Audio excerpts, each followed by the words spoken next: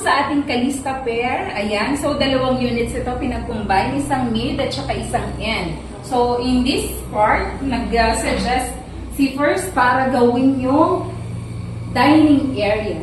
Diba? Ang ganda. And then, sa baba ng hagdan, some storage will do. And then, of course, yung mga nanay na mahihilig magluto, this will be your kitchen area. Ayan. And, of course, the toilet and bath. Please check the toilet and bath. Ayan po. And, of course, meron pa tayong space dito sa gilid.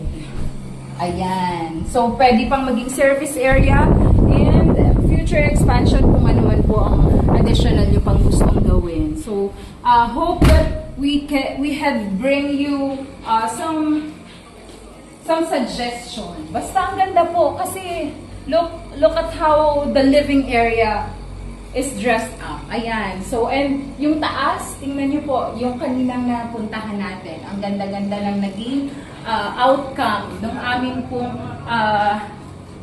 sinuggest sa inyo.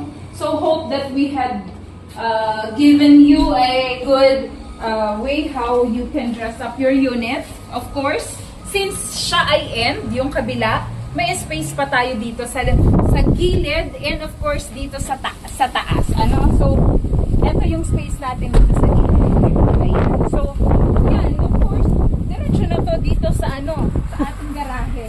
Ayan. O, diba? So, that's the good thing having a pair unit. Kalista pair combined unit po siya. Ayan. Maraming salamat and God bless us all. Thank you!